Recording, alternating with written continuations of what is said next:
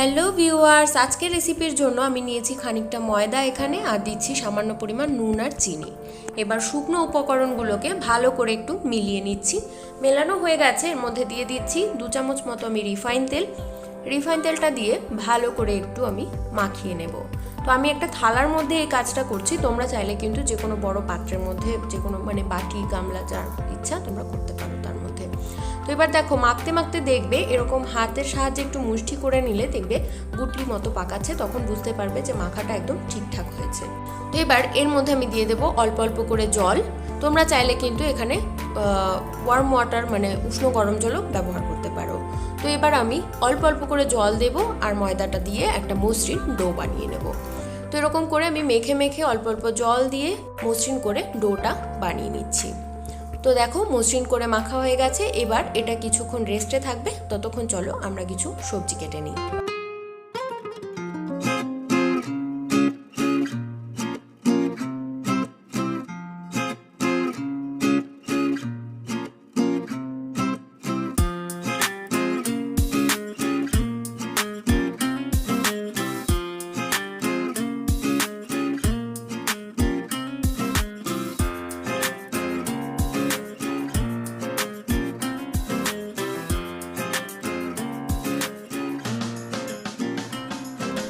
তো সমস্ত সবজিগুলো আমাদের কাটা হয়ে গেছে, একটা থালায় রেখে দিয়েছি। এবার রেস্টে থাকা ডোটাকে নিয়ে হাতের সাহায্যে আর একটু মেখে এগুলোকে কিন্তু ভাগ ভাগ করে নেব।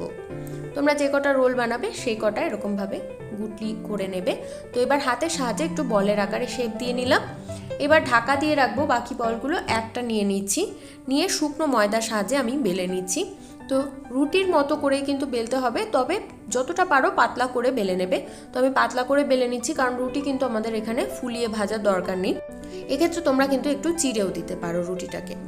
তো এরকম পাতলা করে আমি বেলে নিয়েছি। এবার ফ্রাইং প্যানের মধ্যে কিন্তু তেল কিচ্ছু দেওয়ার দরকার নেই, শুধু নর্মালি এরকমভাবে রুটিটাকে আমাদের দুপাশ থেকে একটু সেঁকে নিতে হবে। কিন্তু খেয়াল রাখবে যাতে অতিরিক্ত ভাজা না হয়ে যায়, তাই প্যানটাকে বা যেটার মধ্যে তোমরা করবে, যেই কড়াইতে বা চাটুতে যেটার মধ্যে রুটিটা ভাজবে সেটা যাতে হালকা গরম থাকে সেই দিকে কিন্তু খেয়াল রাখবে। তো এরকমভাবে সবগুলো রুটি উল্টে পাল্টে আমি ভেজে নিচ্ছি। ভেজে একটা সাইডে তুলে নেব সবগুলো রুটি। তো সব রুটি ভাজা হয়ে গেছে, এবার ফ্রাইং প্যানে দিয়ে দিচ্ছি তেল দিয়ে এখানে কি করব, যে রুটিগুলো আগে থেকে ভেজে রেখেছিলাম সেইগুলোকে এবার ভেজে নেব। তো একটা সাইড ভালো করে একটু ভেজে নিতে হবে। কিছুক্ষণ পরে দেখবে বাবলস চলে এসছে, তো বাবলসগুলোকে এরকমভাবে ফাটিয়ে দেবে। আর যদি তোমরা আগে থেকে একটু একটু এরকম করে চিড়ে দিয়ে থাকো রুটিটা, তাহলে আর কোনো প্রয়োজন নেই, কারণ ফুলে গেলে কি হবে, ডিমটা দিতে আমাদের সুবিধা হবে না। এরপরে কিন্তু ওই পাশটাতে ডিম দিতে হবে, সেই জন্য এরকম করে ফাটিয়ে নিলে একটু সুবিধা হয়। আর ফুলে গেলে রুটিটা উঁচু হয়ে যাবে, তো সেক্ষেত্রে ভালো হবে না। তো এবার দেখো ডিমটা এরকমভাবে দিয়ে দিচ্ছি, দিয়ে এর মধ্যে আমি দিয়ে দেবো সামান্য পরিমাণ নুন দিয়ে একটা হাতা, যে কোনো হাতা তোমরা নিতে পারো, হাতার সাহায্যে এরকমভাবে আমি একটু রুটির চারদিকে এভাবে রুটির গায়ে ডিমটা লাগিয়ে দিচ্ছি। তো এই কাজটা কিন্তু তোমরা যে কোনো একটা বাটিতেও করে নিতে পারো, ডিমটাকে ভালো করে ফেটিয়ে নিতে পারো, তবে হাতা আমাদের প্রয়োজন হবেই। আর এভাবে কিন্তু একটা রেস্টুরেন্ট স্টাইলের একটা লুক আসে, সেই জন্য এইভাবে করেছি আমি।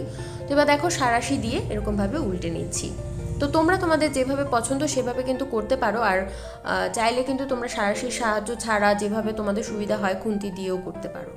তো দেখো রুটি মোটামুটি মনে হচ্ছে ভাজা হয়ে গেছে, কারণ ডিম ভাজা হতে বেশি সময় কিন্তু লাগে না। আর হ্যাঁ, রুটিটা তোমরা যেরকম ভাজা খেতে পছন্দ করো, যদি অতিরিক্ত আরেকটু ভাজতে চাও তাহলে আরও ভেজে কিন্তু নিতে পারো। তো আমরা হালকা ভাজা খেতে পছন্দ করি, সেই জন্য হালকাই ভেজেছি। তো আরেকটা রুটি তোমাদেরকে আমি ভেজে দেখিয়ে দিচ্ছি তোমাদের সুবিধার জন্য। এভাবে সেম প্রসেস, কিন্তু আবার তোমাদের কিছুটা তেল দিয়ে নিতে হবে, তারপর রুটির একটা দিক এরকমভাবে ভালো করে একটু ভেজে উল্টে নিতে হবে। আর বাবলস আসলে বাবলসগুলো ফাটিয়ে দেবে। তো এভাবে দেখো ভেজে নিয়েছি। এবার আবার সেম একটা ডিম দিয়ে দিচ্ছি, ডিম দিয়ে তারপরে নুন দিয়ে হাতার সাহায্যে কিন্তু আবার এগুলোকে একটু মিলিয়ে দিতে হবে। তো গাইস, কেমন লাগছে আমাদের ভিডিওটা? যদি ভালো লেগে থাকে অবশ্যই লাইক, কমেন্ট আর শেয়ার করতে ভুলবে না। আর এখনও যদি আমাদের চ্যানেলটাকে সাবস্ক্রাইব করে না থাকো তাহলে অবশ্যই আমাদের চ্যানেলটাকে সাবস্ক্রাইব করে দাও, যেটা একদম ফ্রি। তো এবার দেখো এরকমভাবে রুটিটাকে আমি ভেজে নিলাম। এবার সবগুলো রুটি এভাবে ভেজে ভেজে তুলে নেব, তারপরে কিন্তু নেক্সট প্রসেসে যাব। তো দেখো রুটি ভাজা কমপ্লিট হয়ে গেছে, তুলে নিচ্ছি। এবার যেই সবজিগুলো আমি কেটে রেখেছিলাম সেইগুলোকে একটুখানি নুন দিয়ে আমি মাখিয়ে নিচ্ছি। আর নুন না দিলে কিন্তু ভেতর পর্যন্ত আমাদের খেতে ভালো লাগবে না, ভেতরে নুন না গেলে। এরকমভাবে সবগুলো সবজি আমি মাখিয়ে নিলাম। মাখিয়ে নেওয়ার পর এবার এখানে একটা থালার মধ্যে আমি নিয়েছি একটা টুকরো করা কাগজ। তাকে কিন্তু নিচের দিকে একটু এক্সট্রা রাখতে হবে, কারণ তলার দিকে একটু মুড়িয়ে দিতে হবে কাগজটা। এবার দিয়ে দিচ্ছি যে মেখে রাখা শসা, গাজর আর সব কিছুর যে মিশ্রণটা আমি বানিয়েছিলাম সেটা দিয়ে দিলাম। তো দিয়ে দিচ্ছি টমেটো কেচাপ, আর দিয়ে দেবো একটু মিওনিজ, আর দিয়ে দিচ্ছি আমি রেড চিলি সস। তো তোমরা তোমাদের পছন্দের যে কোনো সস এখানে ইউজ করতে পারো। মিওনিজটা দিলে একটা এক্সট্রা মানে টেস্ট আমার কাছে লাগে, তো আমার কাছে ভালো লাগে পার্সোনালি, সেই জন্য আমি দিয়েছি। তো এবার এখানে অনেক সময় দোকানে কি করে কাসুন্দি ব্যবহার করে, তোমরা চাইলে কিন্তু কাসুন্দি দিতে পারো। তো দেখো রুটিটাকে আগে রোল করে নিতে হবে, তারপরে কিন্তু কাগজটা দিয়ে আবার রোল করতে হবে। কাগজ দিয়ে একসাথে রোল করলে কিন্তু ভেতর পর্যন্ত কাগজ চলে যাবে, তো সেক্ষেত্রে খেয়াল রাখবে। তো এবার দেখো রোলগুলো আমি সব বানিয়ে নিচ্ছি। 4টে রোল বানিয়ে নিয়েছি আমি এখানে, তোমাদেরকে একটা রোল আমি খুলে দেখাচ্ছি কেমন হয়েছে। তো গাইজ আমাদের রেসিপি কিন্তু আজকে কমপ্লিট হয়ে গেছে। বিদায় নিচ্ছি এখানেই। তোমরা সবাই ভালো থাকো, সুস্থ থাকো, আর এভাবে আমাদের সাপোর্ট করতে থাকো। সাপোর্ট করার জন্য আমি মন থেকে তোমাদের কাছে কৃতজ্ঞ। Bye bye viewers.